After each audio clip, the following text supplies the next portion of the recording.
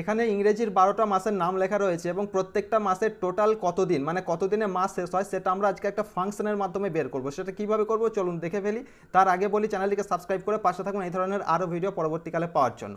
যেমন জানুয়ারি মাস 31 দিনে, ফেব্রুয়ারি মাস 29 দিনে, মার্চ মাস 31 দিনে শেষ হয় আমরা জানি। তো ফাংশনের মাধ্যমে সেটা কিভাবে বের করব চলুন দেখি।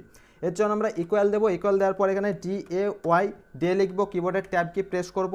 এরপরে আমরা এখানে EOMONTH মান্থ লিখবো, এরপরে ট্যাব কি প্রেস করব। এরপরে আমরা এখানে 1 তারিখ থেকে আমরা ধরছি 1 লিখবো, এরপরে অ্যান্ড সাইন দেবো এখানে। এরপরে আমরা জানুয়ারি মাসটা সিলেক্ট করব, কমা দেবো, 0 দেবো, ব্র্যাকেট ক্লোজ করব দুবার। এরপরে কিবোর্ডে এন্টার কি প্রেস করব, প্রেস করার পর এটাকে আমরা এইভাবে ড্র্যাগ করে দেবো। দেখুন এখানে প্রত্যেকটা মাস কত দিনে শেষ হয় সেটা কিন্তু টোটালি বেরিয়ে গেল ফাংশনের মাধ্যমে। যদি অসুবিধা হয় অবশ্যই ফাংশনটি ভালো করে দেখে নেবেন ভিডিওটি পজ করে। আর এই ধরনের ভিডিও পাওয়ার জন্য চ্যানেলটিকে সাবস্ক্রাইব করে পাশে থাকবেন। দেখা হচ্ছে পরের ভিডিও, ধন্যবাদ।